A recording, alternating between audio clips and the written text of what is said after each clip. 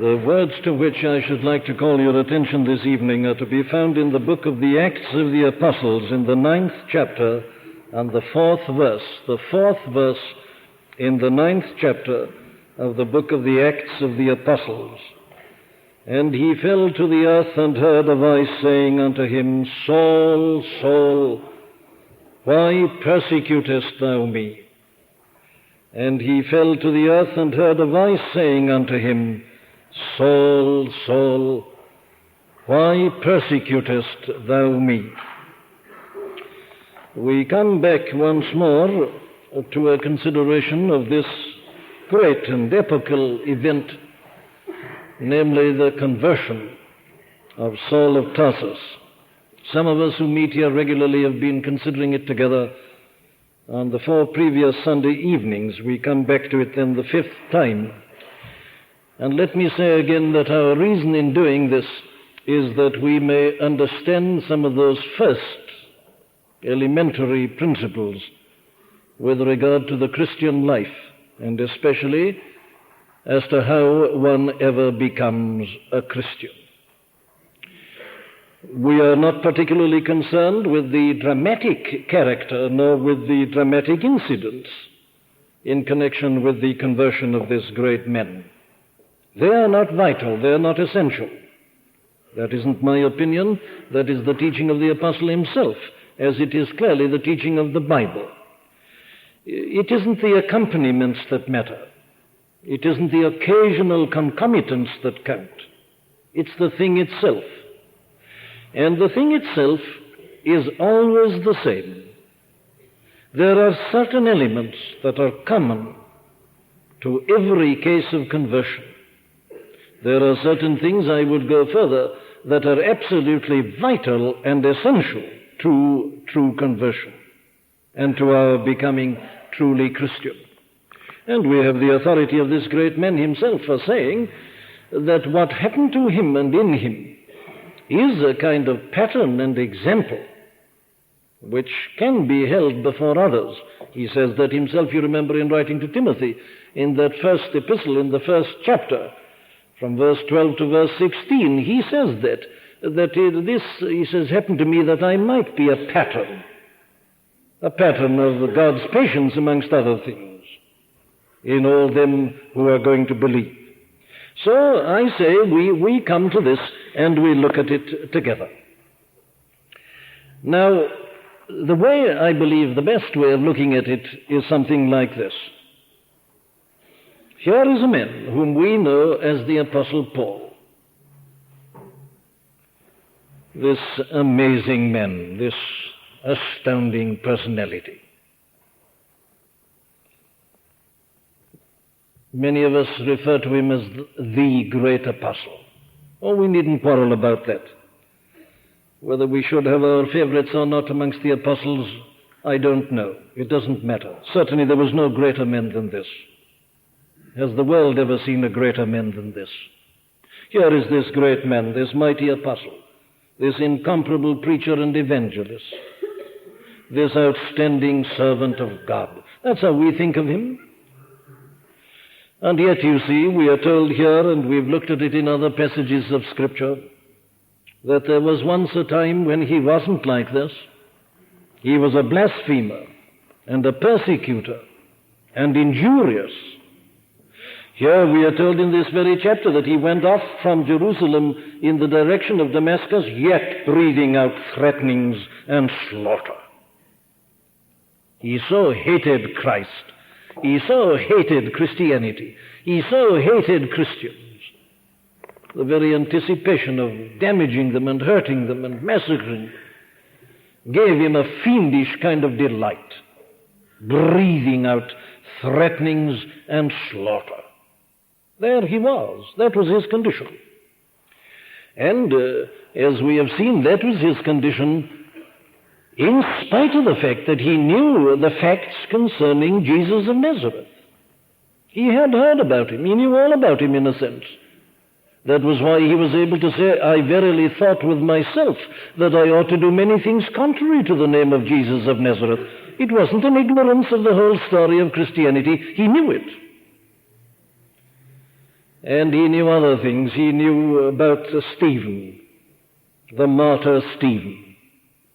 He was present on that occasion. He'd heard his address. He'd seen the face shining. He'd seen him dying.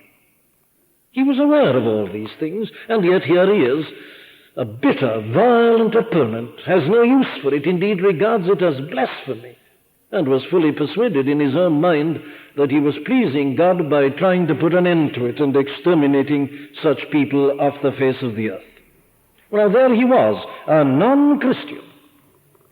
And then, you see, he became a Christian.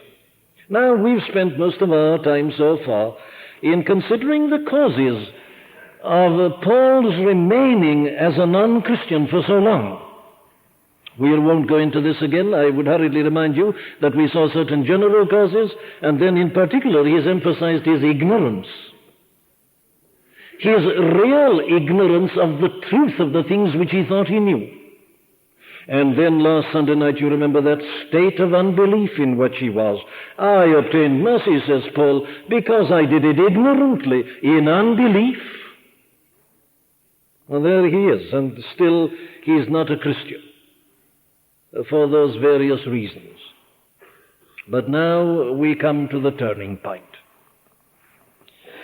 Having looked at the things that held him back, we are now beginning to look at how he changed from that position to the other. We saw that this condition, which we describe as conversion, is a very profound change, a complete change. Everything becomes different. Well, now, how did it happen? How does it happen?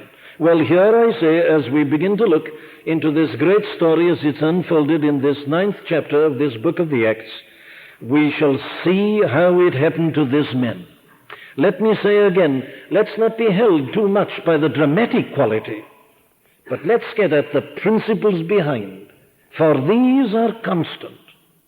These are always the same. You'll find them in every case in the New Testament. You'll find them as you read the lives of the saints throughout the centuries. It doesn't matter what century it happens in. It doesn't matter where it happens. It doesn't matter the type of person to whom it happens.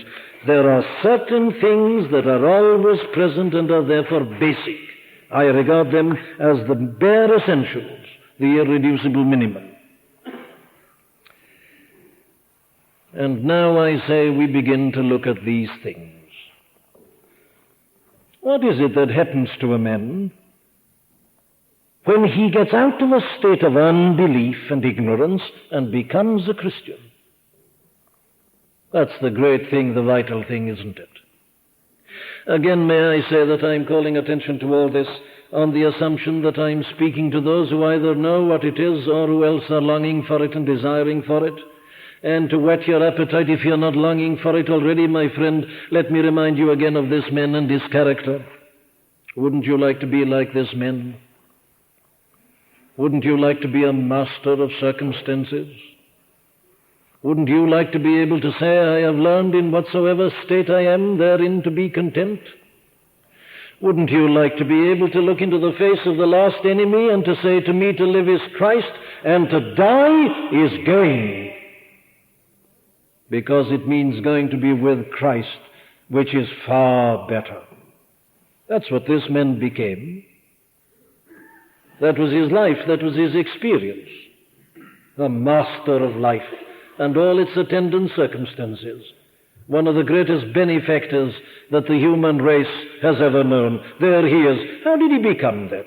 How did this change take place from that awful blasphemy and persecution to this astounding condition in which we find him in the pages of the New Testament? Well, let me just note the steps this evening. I'm simply making an analysis of what we are told here. Here are the things that I regard as being absolutely essential. The first thing is, and the most vital thing of all, the intervention of God. He desired of the authorities in Jerusalem letters to Damascus and to the synagogues, that if any be found in this way, whether they were men or women, he might bring them bound unto Jerusalem. And off he goes with all his commission and all his authority from Jerusalem. And listen to it. Look again at this extraordinary way in which the Scripture puts these things, the way it can put it all in just a word almost. And as he journeyed, he came near Damascus, and suddenly there shined round about him a light from heaven. I say God intervenes. Now, let us put this from the experimental standpoint this evening. Someone may say to me, yes, you say God intervenes, but how do I know that? What does that mean to me in my experience? Well, let me put it like this, if you like. One of the first things that happens to a man who thus is passing from unbelief to becoming a Christian is that he becomes aware of the fact that something is happening to him. I say in the case of Paul, of course, it was with all this dramatic suddenness and intensity. Suddenly there shined this light round about him. Well, now, it isn't always like that, and that isn't essential. It needn't be sudden, it needn't be dramatic. It can be slow, it can be almost unperceived. And yet, as certainly as it's happening, one is aware of the fact that something is happening and something is taking place. Now, again, you see, we come back to the Apostle's own account of this. He says, I'm a pattern and an example. All right. It's like being in a dark building and suddenly the switch is put on and the light is there. Well, now then, but the light doesn't always come on like that. Oh, I say there are times, you'll find it in the history of the saints, when there was nothing with this dramatic suddenness and intensity, but they were just aware of the fact that something was happening to them. Something that they'd never known before, something that they'd never experienced before. And yet, do as they will and as they like, they're just conscious that they're being dealt with, that something is taking place. Let's put it like that quite explicitly. It's the consciousness of the fact that something is being done to us and that we are, I say, being dealt with. It's very difficult to put this into adequate language. But it is this sense or sensation almost that we are being manipulated, if you like, that we are no longer free in a sense that we once thought we were free. We are being surrounded. Something is taking place around and about us. There is a consciousness of some new experience, some new dimension almost has come in, and we are now in this whole position and condition that something seems to have come into our life. We don't know quite what it is, but it's there. And I say the answer to it all is that it's God intervening. Oh, I've often quoted those words of Wordsworth because I sometimes think they come perhaps nearer to it than anything else that I can think of. He wasn't talking about this. He, with his particular views, was talking rather about nature, you remember, but he puts it like this: I have felt a presence that disturbs me with the joys of elevated thought. What's he mean? Well, he's felt the presence and he's been disturbed. He's done nothing. Something's happened to him. He's taken hold of. He's possessed. He's taken up. Now that's it. God, through Christ, was here dealing with the apostle on the road to Damascus, and he does it to all who become Christian, and they just have this vague awareness at first that there is something taking place. They have this consciousness that they're being manipulated, as it were, and being surrounded by someone, something, entering into some new experience which they've never known hitherto. This is absolutely essential, my friend, because it's always God dealing with us. The terms we saw on the first occasion when we looked at this matter insist upon that. If it is a new birth, if it's a new creation, as if it's regeneration, well, it is of necessity. And you're aware of a kind of atmosphere of this surrounding by someone something, and you're being dealt with. Something's taking place in you and to you. But let me hurry on and make it still more plain when I put it like this. the thing I really want to emphasize uppermost perhaps this evening, the personal element and aspect of all this. Here it is, and that's why I take this fourth verse as my text tonight. He fell to the earth and heard a voice saying unto him, Saul, Saul. That's it, the personal element. Now let me try to analyze this. The first way I'd like to put it would be this. It's a man becoming conscious of the fact that he is now an object and no longer the subject. Now, this is popular terminology today, isn't it? This is one of the most popular ways and views of handling this matter, this encounter. Well, it's perfectly right. Becoming a Christian does mean a divine encounter. A man encountering God and God encountering men. A meeting takes place. There's a relationship, I, thou. Two persons are in contact. That's it. That's the essence of Christianity. And it's an address, you see. For the first time in his life, Saul of Tarsus was conscious of being addressed. Before that, he had done everything. It was he who talked and so on. But now he's being addressed. He's being spoken to. Saul, Saul, the word comes to him. He as a person is involved. And the position is no longer that he, the subject, Saul of Tarsus, is looking at some object, religion. No, he's the one who's being examined, as it were. He's the object, no longer the subject. Or to put it still more directly, let me put it like this. When this happens, one is no longer in the position that it's a matter of my being interested in religion or Christianity and investigating it from a detached external position. No, I'm here now and I'm being addressed, I'm being spoken to, I'm being surrounded, I'm being dealt with. Something is taking place and happening to me. It's an entire reversal of the old position. You see it also clearly in the case of Saul of Tarsus, don't you? Just picture him, try to read his mind as he left the city of Jerusalem with his commission and all his authority. And can't you hear him as he talks to himself and as he talks to himself about what he's going to do and how he's going to put an end to this Christianity? He's full of his own ideas, and they were perfectly sound and right ideas. He was doing a great work and a great work for God, and he's full of this and he's talking to it, and he's so active and busy he doesn't think of anything else. He's full of himself and his own activity and his own ideas, and suddenly he's arrested, he's apprehended. That's his own word. He's laid hold on, and he's addressed. This personal element becomes tremendously prominent.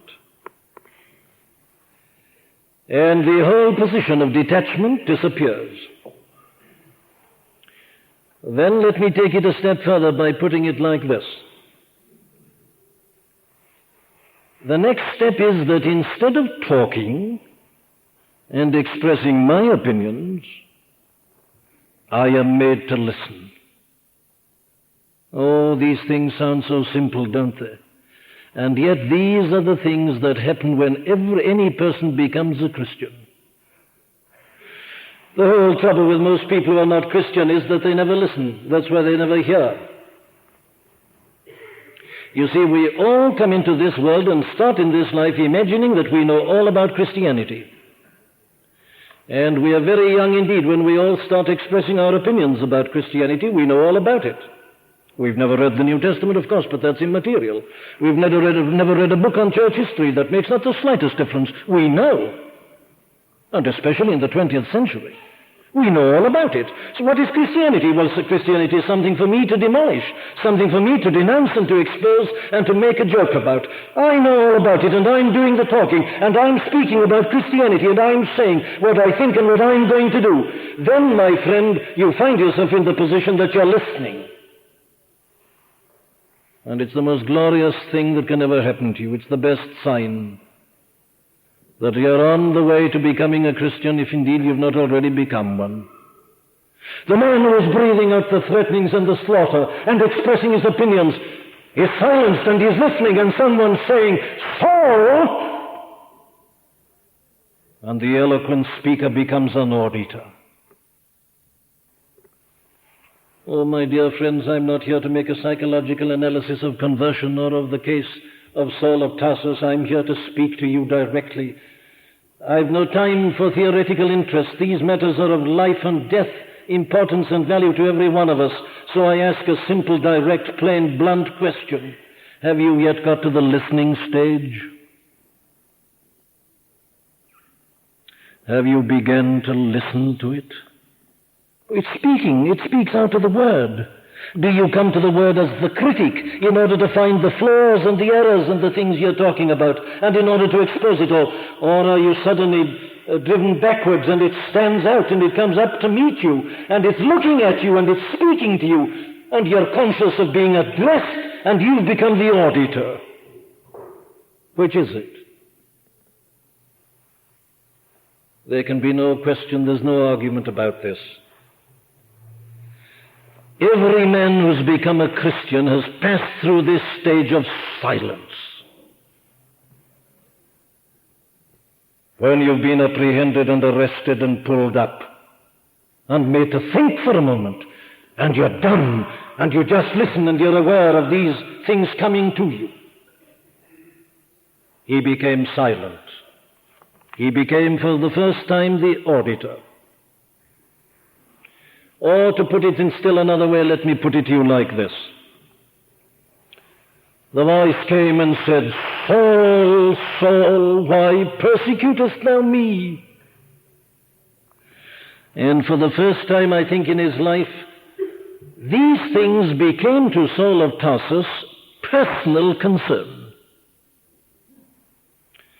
Here again is something I'm sure that we all have known something of in experience. It's almost incredible, but it is surely the masterpiece of Satan, that he can make us consider these things, even these things, in an impersonal manner. We all assume the position of the judge on the bench when it becomes a question of Christianity. Oh, I think I've quoted to you once before that perfect statement of this position I'm trying to outline. The words were uttered by Lord Melbourne, who was Queen Victoria's first Prime Minister. He put it like this. He said, you know, things are coming to a pretty pass if religion's going to start being personal. What's religion? Well, of course, religion is something that's far away from the person. Religion, well, it's a sort of institution. It's a part of the British heritage, part of Western civilization. What is religion? Well, it's the great background to life. It's something mainly cultural. You can divide it up in various ways. It's got a great philosophy. It's got an element of pageantry, so that if you've got a great civic occasion or a state occasion, well, of course, religion comes in. It adds the sort of final touch. It's a kind of show that you put on, as it were. Well, not only that, it's something very interesting to reason about and to argue about. It is, after all, a view of life, and there are various views of life. You can read about Christianity. You can read about the other great religions of the world. You can go back and read Greek philosophy. Now, these are all very interesting, because life is rather problematical, and things are not easy, and we're all surrounded by difficulties, and it's interesting, therefore, to consider any theory or proposition or point of view which may have something to contribute to this tremendous problem which confronts us, and this is one of them. But, of course, it doesn't say anything about me personally, and when you're discussing these things, you must never become personal. That's the height of bad manners, apart from anything else. When a thing is general, it mustn't be made particular. And when it's for everybody, it's not in particular for me. So we go right away back, we take our seats in the gallery, or on the bench, as I say, and we look down upon an arena. Well, yes, of course, there are certain phenomena in connection with religion, and some people talk about being converted and a great change in their lives, and we investigate it. It's particularly interesting to look on and to see exactly what happened. As I said last Sunday night, is this some sort of psychological complex? Is it some sort of disease? Was this a manifestation of epilepsy in the case of Paul? Now, how interesting it is to talk about all that and to discuss it. Oh, yes, but while I'm doing all that, you see, I remain the non-Christian. I'm in the state of unbelief. That was Saul of Tarsus before this thing happened to him, but here he's addressed, Saul, Saul, you man, we're discussing you, not somebody else, and he's facing himself for the first time.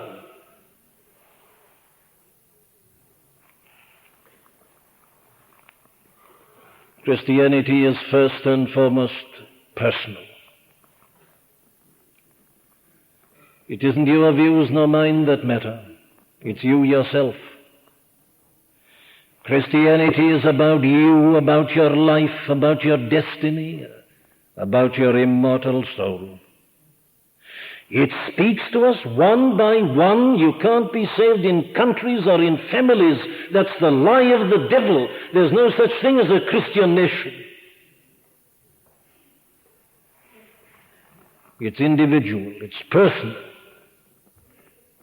And for the first time, this man Saul of Tarsus, who became the Apostle Paul, had to face these things from his own personal end and his own personal angle. The relevance of these things to him. Now, you see, up until this point, Saul had been the great advocate of Judaism. And we all like being advocates. We take up a case, you see. But when I take up a case, I'm not involved. It's the case. It's outside me. The barrister takes up the case in court. He's eloquent. You think he feels it. He loses his temper. But he's really not interested personally at all. He's gripped by the job for the time being. He's moved by his own eloquence as he defends his client or as he cross-examines another. But of course, he's not in it. Personally, he's not engaged at all. It's the enthusiasm for the case. Now, that was Saul of Tarsus, you see, but here he himself was put at the very center. It was all about him. He was being dealt with. He, I say, has become the object and no longer the subject. For the first time, he himself as a person became directly related to these things. Oh, my dear friend, I don't apologize for asking some simple questions as we go along tonight. Have you really faced these things personally? Have you realized where you yourself come into it in all these matters? Have you realized that you really can't be a spectator where God is concerned? That there's no such thing as a detachment. That scholarship, as I said last Sunday night, makes no difference at this point at all. We are all here in this world and we are passing through it, and we're all personally involved. Saul, Saul. Where do you stand personally relative to these things? That's inevitable. And then I go on to my last point under this personal aspect, which is this. There takes place this dawning consciousness that what really matters is not what I think of him, but what he thinks of me. I verily thought with myself that I ought to do many things contrary to the name of Jesus of Nazareth. What's that mean? It means this, that his sole concern there was with his opinions of Jesus of Nazareth. And he wasn't slow to express them. And he was very sure of them. And that to him was the big thing and the important thing. Suddenly here the whole thing is reversed again. And he sees that what really matters is what that blessed person he's just seen there in the heavens thinks of him. Oh, these steps are clear and obvious, aren't they? You see, you become object rather than subject. You listen instead of speaking. You're involved in it yourself. It's not detached. It's direct and personal. And above all, I say, you're aware of judgment coming upon you instead of you're expressing your judgment. Saul, Saul. My dear friend, have you ever heard it coming to you like that? Have you heard yourself being addressed? Are you aware of the fact that God is dealing with you and is speaking to you? No man can be a Christian without that. It's impossible. You can't accept Christianity as a philosophy. Of course, you can do that, but that doesn't make you a Christian. To merely give an intellectual assent to these things, it's not enough. It is really and truly an encounter with God. It's a meeting. Not with this dramatic intensity, perhaps. You don't see Christ. Paul saw him. That made him an apostle, because he saw literally the risen Lord, the face of the Lord on the road to Damascus. You and I don't have that, but we meet, we know, we have felt the presence, we've known he's dealing with us, and we've known that he's dealing with us individually and directly. Personal. And then, of course, I go on to the next step, which is conviction of sin.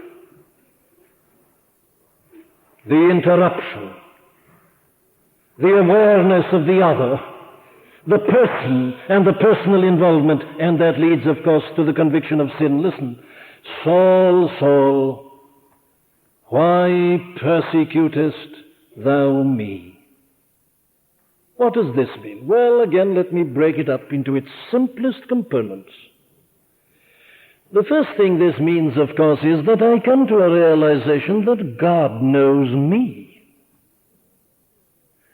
This great God I've thought of and spoken about and have argued, this kind of philosophic X, this great creator, the absolute, the eternal, somewhere in the distant heavens, who's fashioned the cosmos and who's interested in the whole world, I awaken to the dread, the almost terrible realization that he knows me individually.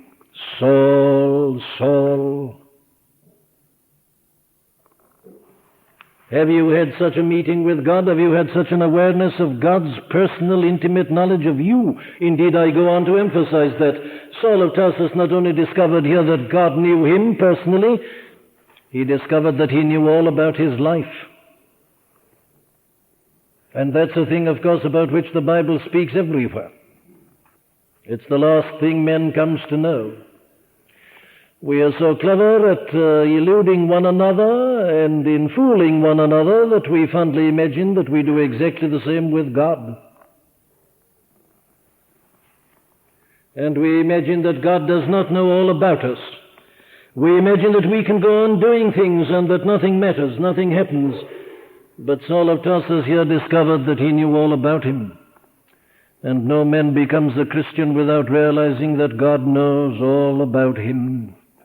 All things are naked and open unto the eyes of him with whom we have to do. Nothing is hidden from his sight. The psalmists, you see, are full of this sort of thing. They try to get away from him. They take their flight, as it were, to heaven. He's there. They make their bed in hell, and lo, he's there. They go to the east and to the west. They try to get away from him, but they can't get away from him. God's everywhere, and he knows all about us. It's a vital part of this process. God knows, I say, every single detail of your life. There's nothing about you that is not known to God. And it's a man coming to the realization of this who is a man who's always on the way to becoming a Christian. Suddenly the things that he himself has forgotten come back to him. They've been brought back to him by God. The things he's explained away are again put in front of him, and he can't get rid of them. It's God doing its conviction of sin. And take it still further, and it comes to this, that God brings home to me my sin and its enormity. That was one of the things that happened to Saul of Tarsus on that road, wasn't it? It made him see himself as he really was, and it made him see the things that he'd been doing as they really were. The breathing out of the threatenings and the slaughter, the way he'd given his vote against these people, his desire to exterminate them. Suddenly he sees these things as they are for the very first time. He'd never seen it before. The wrongness of it all, the ignorance of it all, the arrogance of it all, the foulness of it all. Oh, he's eloquent in many places about this. We've looked already at the 7th of Romans. There it is, isn't it?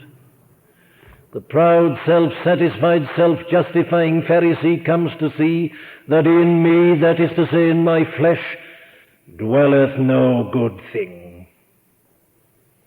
You begin to see yourself and your life. Now you've been evading and dividing yourself the whole of your life hitherto. We've all done it. We all try to do it. And we all still go on doing it. Everything but face ourselves honestly. But when this encounter takes place, you must see yourself. He holds a mirror up before you.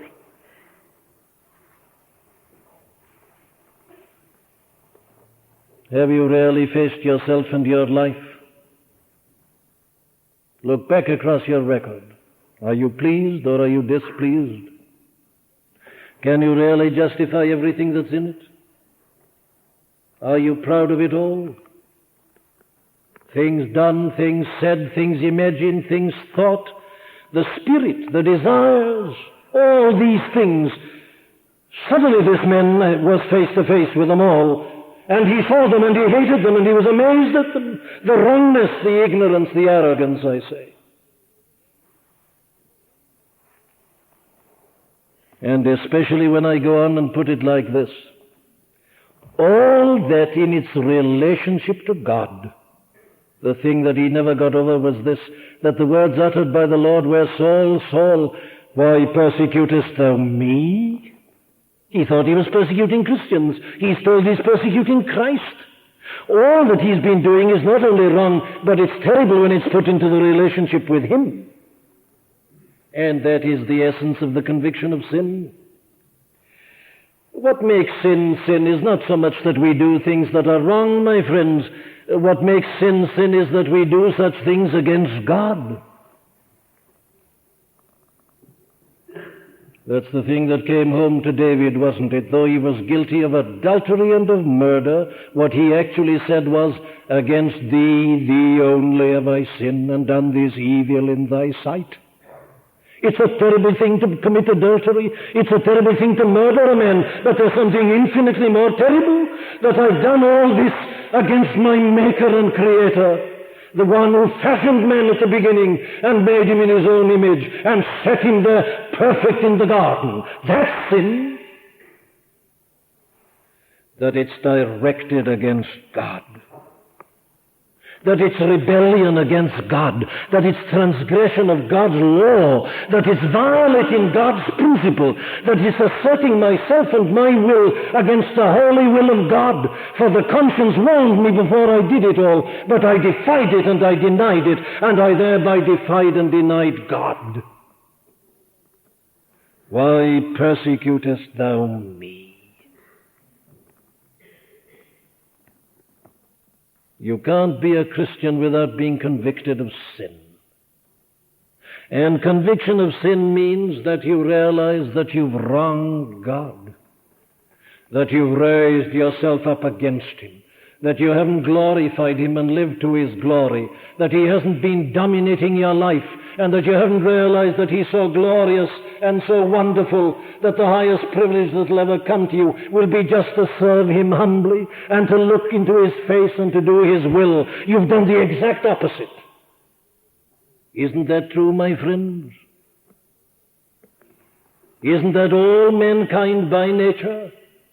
God haters, God deniers, God defiers. Asserting self, putting our will in the center, and doing such things, and suddenly we come to see it all. Conviction of sin. And that in turn, of course, leads to the next thing, which is this trembling. Now, in your revised versions there in the pews, you haven't got this part of the 6th verse which I have here in the authorized. I read, and he, trembling and astonished, said, Lord, what wilt thou have me to do? We needn't go into the way in which that's absent from your versions. Let me put it to you like this. There is not the slightest question but that this is perfectly true. Whether it ought to be in the text at that point or not is immaterial. It undoubtedly was true to the experience of the apostle. He was trembling. Who is this man who's trembling? He's the great Pharisee, the great authority, the man who knows all about the law, the man who's more religious than anybody else. He's trembling and astonished. What's the matter with him? Oh, it's the inevitable result of everything that I've just been saying. It's a man awakening to the fact that his soul and his whole condition are in a desperately dangerous plight. No man believes in a Savior until he's seen himself as lost and in need of salvation. And that is salvation. We need to be saved from what? Well, from the wrath of God.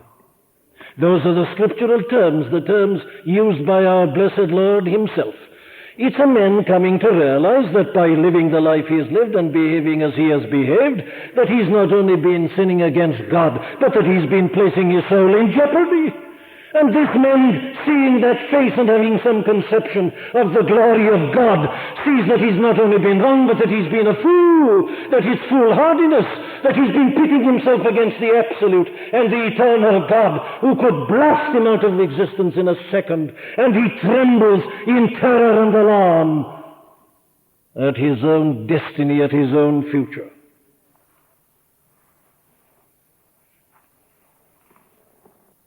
Have you ever been concerned about yourself? Have you ever worried about yourself? Have you ever spent an evening with yourself, as it were, talking to yourself and saying this? I know that in me there is that which is immortal. Dust thou art, to dust returnest, was not spoken of the soul. I can't conceive myself as non-existent. And here I am, I'm moving through this world, and day by day I get older and older, and the whole thing is absolutely uncertain and contingent. At any moment I may go out of it, and where do I go? And what happens to me then? Have you ever spoken to yourself like that? My friend, it's the truth about you. You are getting older every day.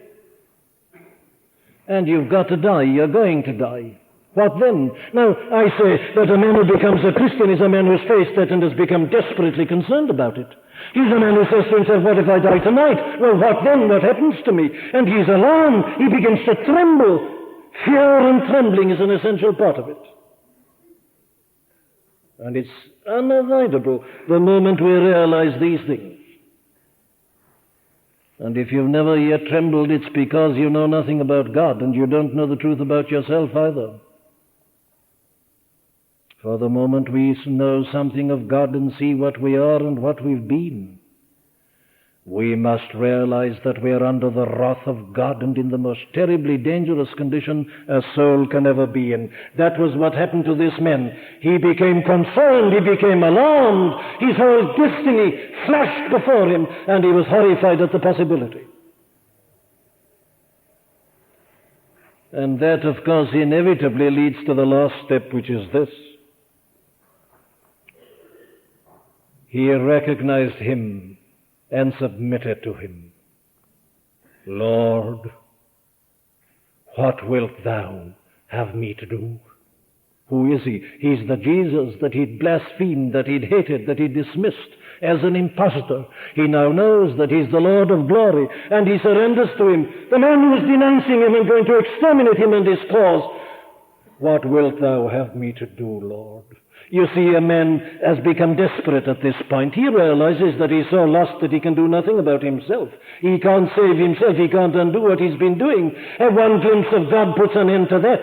A person who believes that by his own religion and righteousness he can make himself fit to stand in the presence of God is just proclaiming his utter ignorance of God. If you knew something about God, and I with you, why we'd put our hands upon our mouths with Job, and we'd put an end to all this reliance upon the filthy rags of our own self-righteousness. He says, what wilt thou have me to do?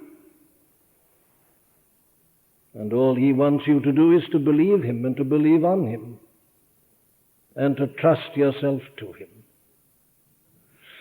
You've acknowledged and confessed your sin and the enormity of your sin against him.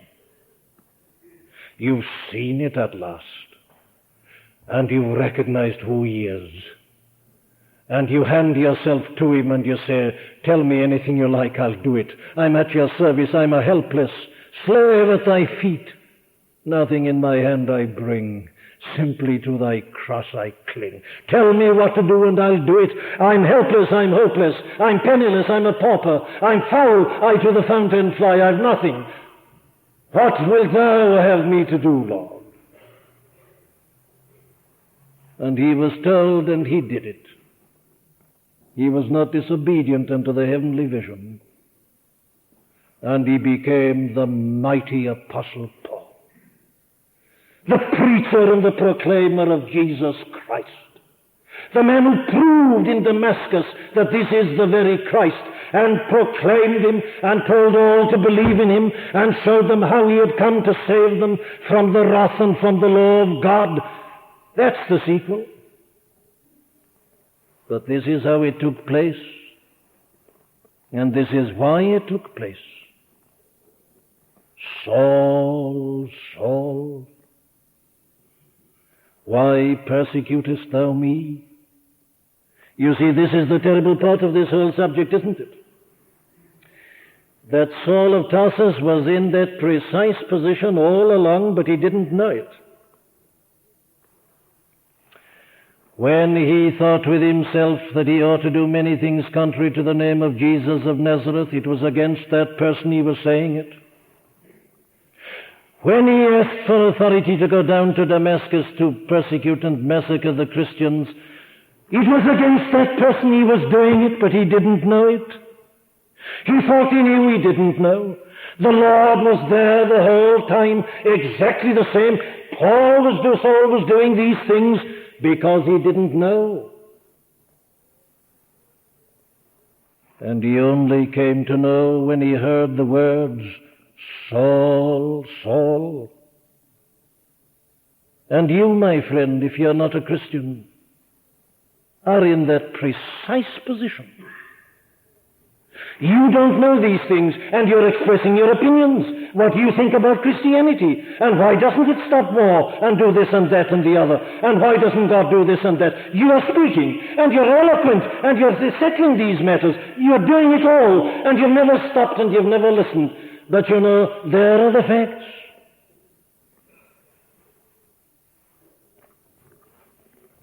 And I more and more come to think of Christian preaching as just this.